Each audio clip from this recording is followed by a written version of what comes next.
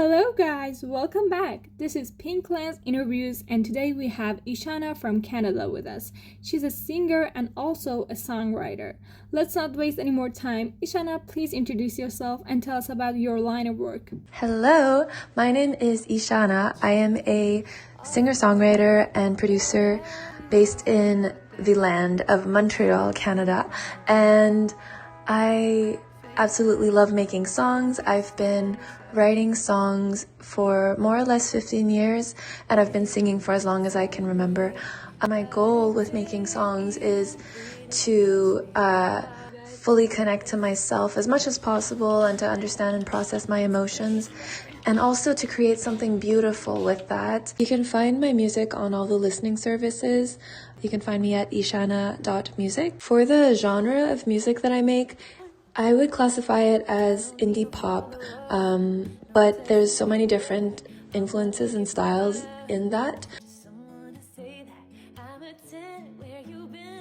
It's so nice to meet you, Ishana.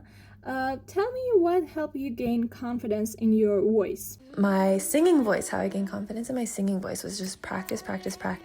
And for me, that was starting out with just emulating my favorite singers. I would put on a CD or a tape when I was really small and just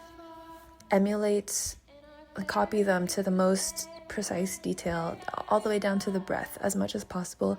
I would listen to CDs, listen to songs, the lyric book over and over again, hop in the shower, try to memorize everything I could, and then remember the key lyrics, I guess. And as I was doing that, I was trying to emulate the tone of the singer and the emotion as well.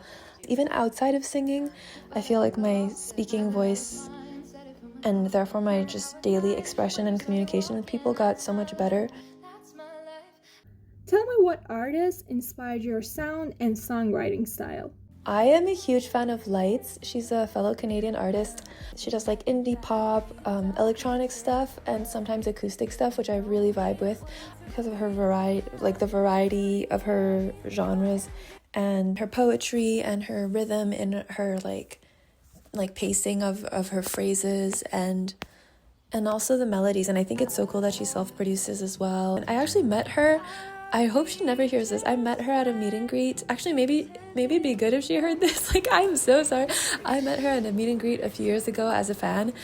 And I think I made the worst impression ever because I was going through shit. I had depression, and then I went to the meet and greet alone and I didn't have friends with me. I just felt so awkward. And then I had this idea of her built up in my head, of course, right? Because she's someone I look up to. I feel really bad about that. And I still go to her concerts sometimes. And I think she recognizes me. I really do admire her as an artist. And she seems like an awesome person.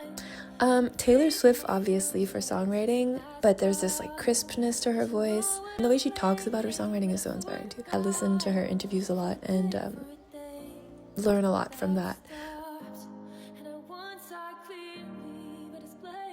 When covering songs, do you try to stay faithful to the original version or you try to make it sound like more of your own version?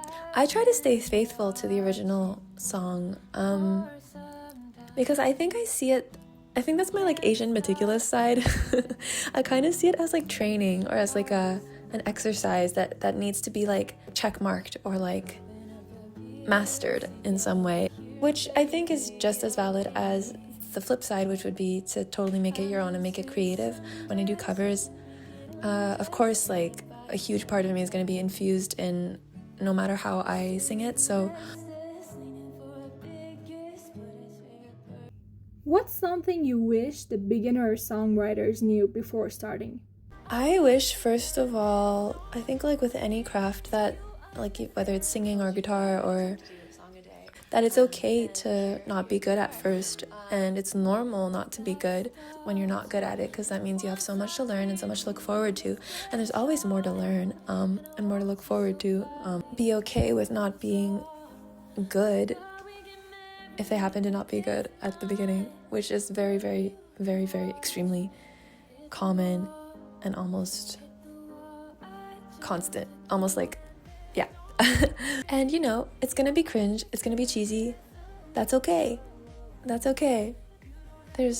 like, let's take judgment away from the process, which is hard to do. I think the more you do it, the better you get at it, like with anything. And there's going to be good days, there's going to be bad days, there's going to be times where you have this amazing idea and you forget it and it's gone forever, and that happens. There's times when you'll get that idea down and it'll be the best feeling ever.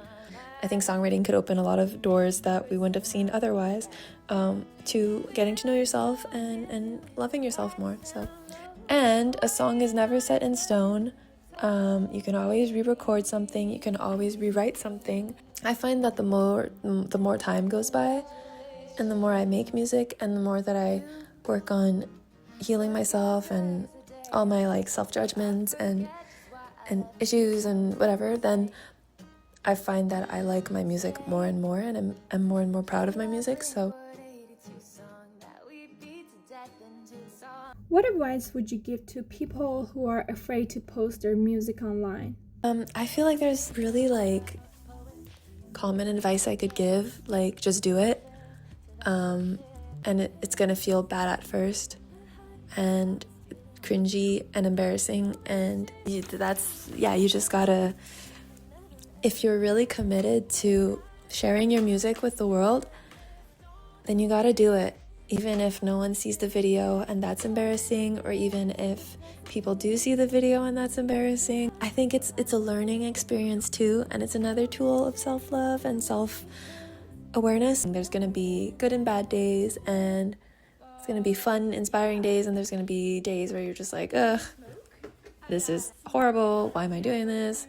And there's gonna be days where, I think especially with online stuff, where you feel like you didn't get enough engagement or likes, and people don't really care, and you're gonna feel abandoned and down on yourself. But I think in the end you gotta come back to yourself and remember why you're doing it, and you don't know who's gonna find the video later on, or maybe making that video unblocked something creatively for you, or maybe it was just fun to make, and that's the good enough purpose as well.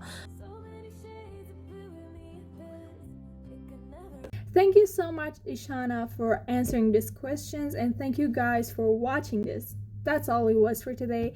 If you want to be a part of next interviews or be my guest, you can DM this account for more details. Thanks for watching again. This is Pinkland's Interviews, and thank you for being with me. Bye. Questions in this interview. And thank you guys for watching this. If you want to participate in more interviews like this, or be part of, I'm sorry, my cat is just dropping a, don't, nuh-uh, no. She just dropped my scissor. Thank you so much to Kiana for reaching out to me. This is the cutest little gift on TikTok to like connect with Kiana, and she showed me how to use chat bubbles.